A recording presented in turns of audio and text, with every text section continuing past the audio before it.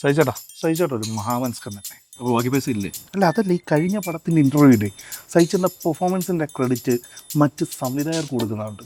എല്ലാവരും ഒന്നും അങ്ങനെ ചെയ്യത്തില്ല. കണ്ടിരുന്നല്ലേ? എന്നാൽ അതല്ല സത്യം. എൻ്റെ പെർഫോമൻസ് വന്നത് എൻ്റെ ടാലന്റ് കൊണ്ടാണ്. ഞാൻ ആ ക്യാരക്ടറിന്റെ മൂടി കയറിയിട്ട് എക്സിക്യൂട്ട് ചെയ്തുകൊണ്ടാണ്. ഇത് നാട്ടുകാരുടെ മുമ്പിൽ കുറച്ച് വിനയം കാണിക്കാൻ വേണ്ടി ഞാൻ അങ്ങനെ പലതും പറയും. ക്ലാസ് ഒന്ന് റിലീസ് ആയിക്കോട്ടെ, എന്നിട്ട് ഞാൻ പറയാം. മൊത്തത്തിൽ ക്രെഡിറ്റ് വന്നിരിക്കണം. സജു ഭായ്, ഞാൻ പടം കണ്ടിട്ട് വരുവാണ്. കിടിലം പെർഫോമൻസ്, ഓരോ ഫ്രെയിം നിറഞ്ഞു നിൽക്കുകയാണ്. ഫ്രം സ്റ്റാർട്ട് ടു എൻഡ് പൊളി, അടിപൊളി. എന്റെ മൊത്തം സീൻസ് കണ്ടായിരുന്നു. അല്ല, ഞാൻ ഷൈജുബായുടെ സീൻസ് അല്ല പറയുന്നത്, ഞാൻ എൻ്റെ കാര്യം പറഞ്ഞു. ഒരു നിമിഷം പോലും ആ ക്യാരക്ടർ വിടാതെ വാ. എനിക്കും തോന്നി ചേട്ടാ, നീയൊക്കെയാണ് എന്നെ ഗൈഡ് ചെയ്തത് കറക്റ്റ് ആയിട്ട്. അത് നമ്മൾ തമ്മിൽ തമ്മിൽ പറഞ്ഞിട്ടിരുന്ന കാര്യമില്ല, ഒരു എക്സ്റ്റേണൽ ജഡ്ജ് വേണം. അശ്വതി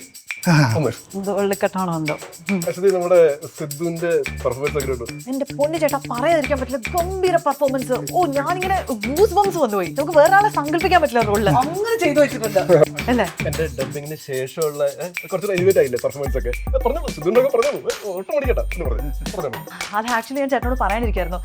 അഭിനയത്തിൽ പാളിയത് ചേട്ടൻ ഡബിൽ പിടിക്കുന്ന ഞാൻ വിചാരിച്ചു. പക്ഷെ ഡബിൽ പാളി ചേട്ടാ കുറെ ഇടത്ത് ഞാൻ പ്രത്യേകം ശ്രദ്ധിച്ചു. ചേട്ടനെ പോലെ ഒരു ആർട്ടിസ്റ്റിനെ ഡബിങ്ങിൽ ശരിക്കും നല്ല ഹാർഡ് വർക്ക് ചെയ്യണം.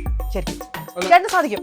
എന്നാ ഞാൻ സത്യം പറയാം, എന്റെ അഭിനയത്തിന്റെ മൊത്തം ക്രെഡിറ്റ് സംവിധായകന്റെ. അയ്യോ, ചുമ്മാ വിനയം കൊണ്ട് മൊത്തം ക്രെഡിറ്റ് ചേർത്തു. എനിക്ക് വേണ്ട ക്രെഡിറ്റ്, വേണ്ട. ഫുൾ ക്രെഡിറ്റ് അടിപൊളി. Thank you.